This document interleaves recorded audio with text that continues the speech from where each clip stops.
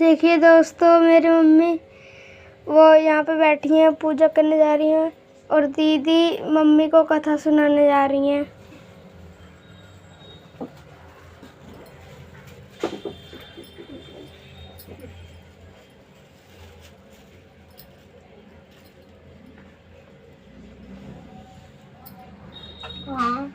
हाँ दोस्तों, नमस्ते। कैसे हो?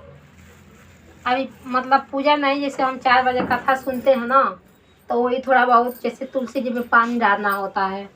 शीतल हमको वो देना प्लेट, तो हम ऐसे ही पूजा। अभी तो पूजा शाम को बाकी है, अभी पूजा नहीं हो रहा है, बस ऐसे ही।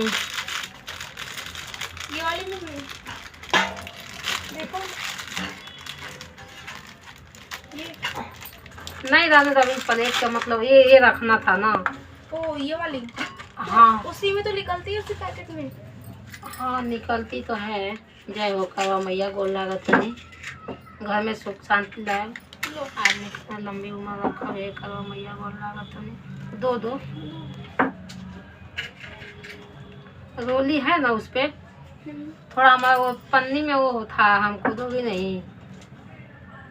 हम मतलब कोई पूजा ऐसे करते हैं, कोई नहीं करते। मैं हम हमेशा करती हूँ 4 बजे। जैसे ये मतलब ये पानी होता है ना, इसमें थोड़ा चावल पड़ता है और वो फूल हल्दी डाल के सूर्य भगवान के मतलब अर्घ देते हैं, मतलब तुलसी मैया में पानी डालते हैं।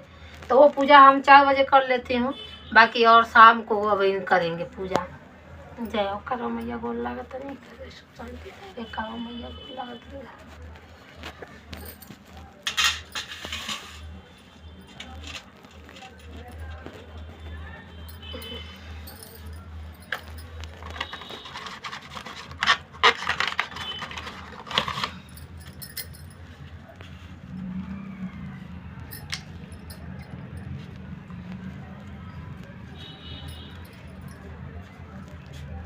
ये रोली है, थोड़ा सा ऐसे ही कर दूंगी।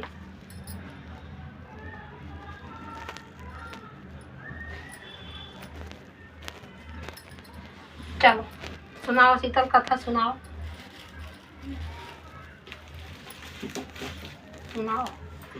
ये वाला ये फूल शाम को लगेगा।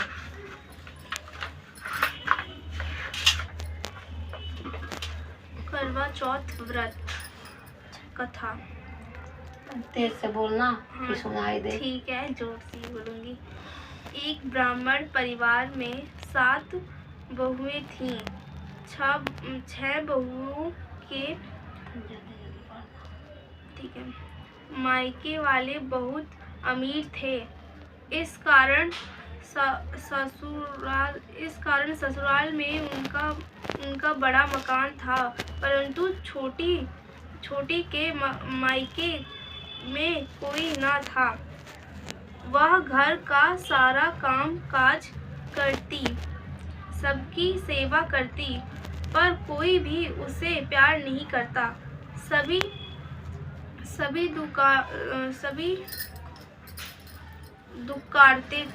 उसे दुक्कारते थे। हाँ नहीं थे नहीं है, ठीक है।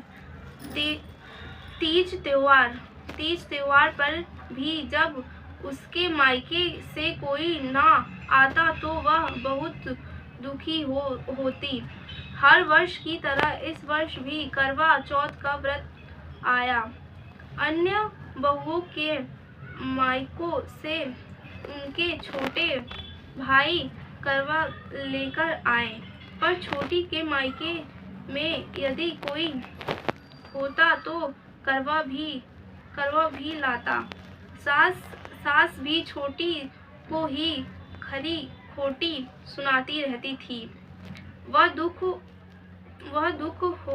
दुखी हो गई, घर से निकल पड़ी और जंगल में जाकर रोने लगी। एक नाग बहुत देर से उसका रोना सुन रहा। अंत में वह अपने बिल से निकल आया तथा छोटी बहू से छुपने लगा। बेटी क्या बात है, तुम रो क्यों रही हो? छोटी छोटी बहू बोली, आज करवा चौथ है, मेरा कोई भाई नहीं है। यदि मेरा कोई भाई होता तो आज जरूर करवा लेकर आता। नाग को छोटी बहू पर दया आई। नाग ने कहा, बेटी तुम घर चलो, मैं अभी करवा लेकर आता हूँ। थोड़ी देर बाद नाग ससुराल पहुँचा। ससुराल वाले इतना सामान देखकर चकित हो गए। सास भी प्रसन्न हो गई। सास ने प्रसन्न मन से छोटी बहू को नाग देवता के साथ भेज दिया। नाग देवता ने छोटी बहू को अपना सारा महल दिखाया और कहा, जितने दिन चाहो आराम से रहो, मन चाहा खाओ, मन चाहा पहनो, पर एक बात याद रखना,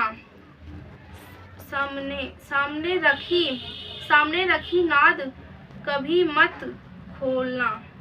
छोटी बहू सारा समय महल में आराम से काटती, पर